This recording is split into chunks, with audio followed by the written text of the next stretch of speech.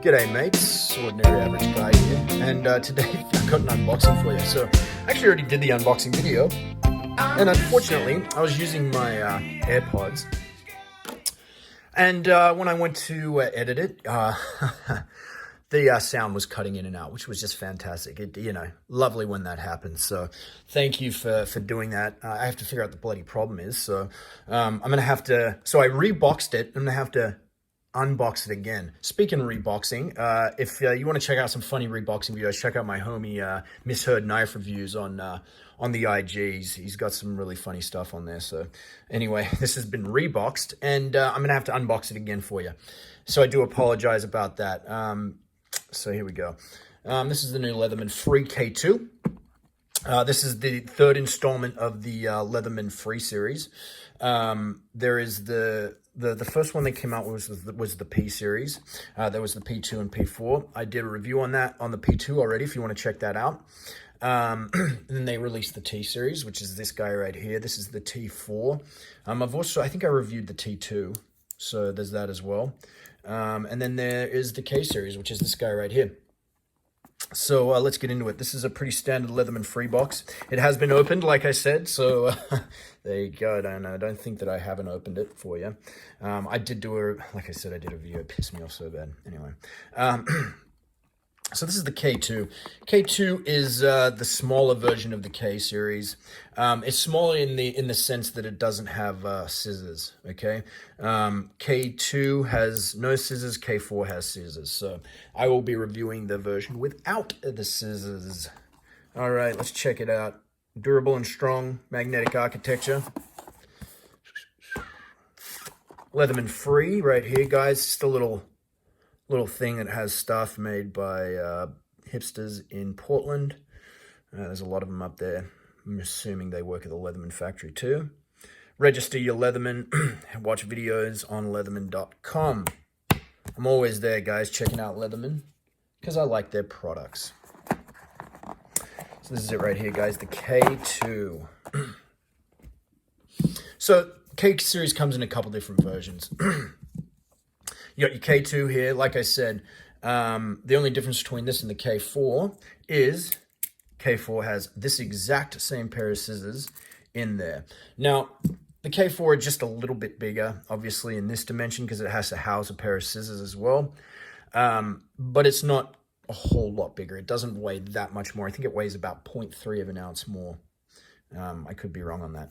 So first thing, guys, I noticed about this, when I watched the Leatherman Blade HQ did an interview with Leatherman at SHOT Show earlier in the year, and they were basically unveiling the new Free series. And when they showed this knife, they were able to like sort of gravity deploy it when they released the locking mechanism here, which I'm not able to do with this one. I think maybe it just needs to loosen up a bit, but it's very stiff right now. I'm hoping that loosens up. I'll give it about a week, and if not, I'm going to have to mess with the pivot screw here and maybe add a little lubrication to it. Okay, so let's start off with this, guys. This is a fully ambidextrous tool. One thing that I like about full disclosure, I'm a lefty. That's, one of my biggest gripes with this is it's a righty only tool. Not a righty only. Lefties can use it, but you can open the blade with, but it's a pain in the ass to do with your left hand. Not the safest thing in the world. It's definitely designed for right-handed people. This guy is fully ambidextrous, meaning it's going to be the exact same experience for the lefty as it is for a righty. As you can see, the locking mechanism goes all the way through the pivot here, so you can unlock it with your left or your right hand. And the same with the locking mechanism down here for the tools. You can also flip the pocket clip to the opposite side of the knife, so it is a fully ambidextrous knife, which I appreciate as a lefty. So let's look at the blade. This is a sheep's foot blade, Warncliffe. People have always, I always joke about it because I could care less what the name of the blade is. I'm a big fan of sheep's footy type blades. I like a flatter blade. I think it's just more, you get more uses out of a flat blade. But a lot of people, what they say, Warncliffe is pointy, sheep's foot is not. This is definitely pointy. So is this a Wharncliffe or sheepsfoot? Let me know what you think in the comments below. I think it is a sheepsfoot personally, but maybe people will think that's a Wharncliffe. So either way, I think Wharncliffe's are flat though. This does have a little bit of belly to it, as you can see. Let's look at the grind on it. The grind is very good. Very good grind. I've always liked Leatherman knives. I think they make great knives. This is the Leatherman Charge, which is very similar to the Wave. I love the knife on this guy. You know, so I think they make great knives. You know, I love the knife on the Skeletal as well. I think it's one of the coolest multi-tool knives out there. And I like the knife on this guy right here too, the T series. I think this is a great little knife. I love the belly on it. I love this flat part right here. And I think it's definitely a lot nicer than the P series. The P series knife was just bleh. I thought it was so blah compared to what Leatherman has done in the past, but that's neither here nor there. So this is 420 high carbon. Sort of an older steel, cheaper steel. It's definitely a softer steel as compared to, say, your 154 CMs or your S35 VN or your S30V. It's going to be a much softer steel. Although I will tell you this, it is very easy to sharpen and put a razor's edge on. If you're not somebody who needs edge retention, you know, somebody who doesn't heavily use their knife to where it dulls a lot, I think 420HC is fine. I am sure, I will guarantee you, within the next year, they will come out with an upgraded version like they did with their other tools. This is like a 154 CM. This is also a 154 CM version of knives and tools that they have made 420HC versions of. They did make this Charge in an S30V, so maybe they will make this in either an S30V or 154 CM. Either way, if you don't want this guy because of its 420HC steel, I'm sure in the future they will make an upgraded steel version. Now, I did read the comments on the YouTube video of Blade HQ's interview of Leatherman, and that was probably the #1 thing I saw, that people are not happy about the use of 420HC steel, which I get, right? These things aren't cheap, but you got to understand Leatherman is a you know, very successful company. They make very specialized things, right? You know, they make multi-tools, and you know, I think that's probably a good way that they can make money, right? They can sell this version here for, I think this one's $80, and then they can make a 154 CM or a S30V version and then charge you an extra $20 or $30 for that, which if that's what you want to pay for it, then that's great. But there's, you know, most people that are going to be buying these tools honestly don't know the difference. They don't care. They're not looking at blade steel. Guys like you and me, or gals like you and me, you know, we know the difference. And you know, we care. But most people that are buying Leatherman don't give a crap of what the blade steel is, and probably couldn't tell you the difference between 420HC and 154 CM. So, and I'm sure if I asked Leatherman, hey, which did you sell more? Did you sell more of this Charge, which literally has one upgraded piece of steel on it? Every other thing on here is 420HC. This is the only thing that's 154 CM. And this one is, when I bought it, I think it's $160. If I asked them, did you sell more of these at $160, or did you sell more of the Wave at, you know, with the 420HC at whatever they charge for that, $99 or $100, I think it's under $100. I guarantee you the Wave outsold this Charge by 1,000 times, maybe more. So, you know, keep that in mind. They're gonna, if they make an updated version, if this is $30 more, I guarantee they will sell vast quantities more of this 420HC version than they will the S30V version. But I'm sure just to make knife guys like us happy, they will make an S30V version. And you know what? I will probably buy it. So there you go. All right, so it's 420HC steel, hollow grind, nice hollow grind on it. I dig a hollow grind. I like I'm always impressed with Leatherman's grinds. You know, I've a few exceptions to that. They've got this sort of weird little, hole here, this sort of opening hole. I'm sure after a while I'll be able to Spidey flick it, which us knife guys love. Wow, that just took a chunk of my fingernail off. Sort of sharp there. I wish they'd chamfered that out a bit. They did some nice chamfering on the top of the blade here, though. It's nice and rounded, which is nice. It does feel good in hand. Got a little bit of jimping up top here. No sharpening choil, though. That is a bit of a bummer. See that there? You're just going straight to the edge here. So you're only going to get a little bit of life out of this blade. Not a little bit. You'll get enough life out of the blade, but you get what I mean. There's no sharpening choil. It's running on phosphor bronze washers there, as you can see. I love this locking mechanism, guys. I think it's so simple. I just love all the new locking mechanisms that are coming out these days. It used to just be back locks. Now you've got these axis locks, you've got compression locks, you've got liner locks, you've got frame locks, you know, all that have come out, you know, in the last 10 years in there.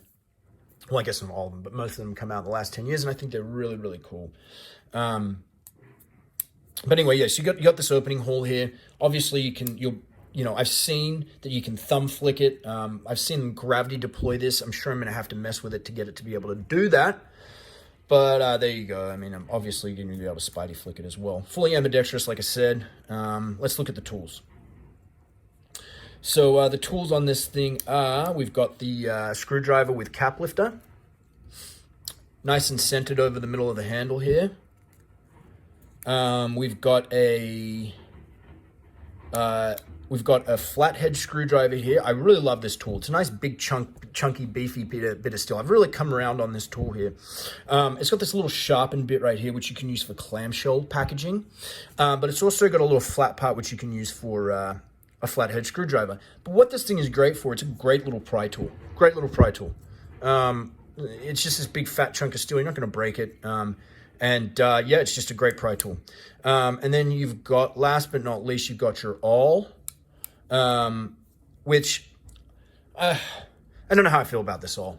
Obviously, it's not got the little pointy tip on it like the awl on the Victorinox here, right? I love this awl. I use this awl for all sorts of things.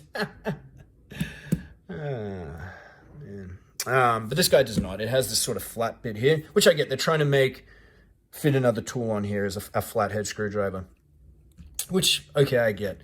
My big gripe with this tool here, as it was with the other ones, is I don't know how they could have fixed this, but to access it, you have to sort of play with this sharpened edge here.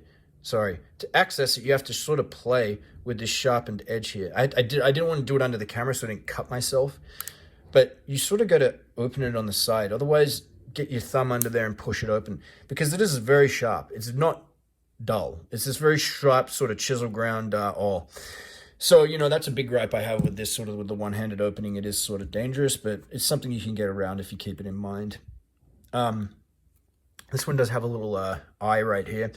So that eye is for sewing. So you can sort of make a little rudimentary sewing needle with this thing. I've heard guys in the military use it for sewing together, you know, like emergency, you know, sewing together their equipment, backpack straps, you know, stuff like that. You can fit a nice bit of string in there and poke a hole, get it through, pull it out, get it through the other way, poke a hole. If you just need to make an emergency fix on something, I think this thing, it works pretty well. So there you go. Those are the tools. All accessed, you know, by this magnetic architecture, one-handed opening. You push on this backside here, they pop out, you select what you want and open it. Now, the magnets in this thing are down in here. So, you know, I've heard a lot of people complain that, hey, there's going to grime and metal filing is going to get caught down in here, which may be the case. You know, I think that's the case with most tools, though. I think most tools are going to get grime and grit in there, most knives, and, you know, after a while, it's going to grit up. I don't work around metal filings a lot. I do sometimes, you know, every man does, or every woman does, when they have to drill a hole in metal or something, and, you know, that's just something you're going to have to deal with when you come to it. I've not experienced that yet, but, yeah. I guess that's one gripe that I've heard from people. Got a sort of a plasticky polymer affair here. Nice blade centering. Yeah, like I said, guys, it needs a bit of work to loosen up, but so far I like it. A nice sort of what is it? A thin stock here on the blade. Let's get some measurements here for you real quick. All right, it's an 8-inch long knife total. You got about a 3-inch blade. It's got about a 3-inch blade here, about 3 inches of sharpened steel. And then you got a, what is it, a 4.5-inch handle. And this guy weighs 5.1 ounces, which is the exact same as the Leatherman skeletal. I know that because I just did this unboxing. Shoot. Okay, and then compare that to, say, like a Leatherman Wave, you know, that comes in at about 8.5 ounces. So quite a bit lighter than that. Still not a very super lightweight tool. You know, I don't like stuff much over 5 ounces. This one is just barely there, so I will, you know, I'll let this one pass. But yeah, no, I like it. It's a big, nice, big, chunky knife in hand. You know, if you liked this guy, you liked the one-handed access, but this thing was just too small for you. This guy's, you know, obviously it's a knife. This is a knife. This by itself as a knife would be a good knife. It'd be a good knife. Not a great knife, but a good knife. But if you add the tools in the back, I think you've got a nice little package here. And what I'm going to do is I'm going to flip this pocket clip over. I'm going to work on this pivot here, see if I can get it to loosen up a bit. And then, yeah, let you guys know what I think about it. Please follow me on Instagram. I'll get some pictures up of it, let you know what I think of it on there. And hopefully I can get a full review of this. I've got some knives that I've got to review, guys, and I definitely appreciate you sticking with me and watching my videos when they come out. And hope you subscribe and get my alerts, and hopefully you'll watch the next one. Thanks a lot, guys, and have yourself a great day.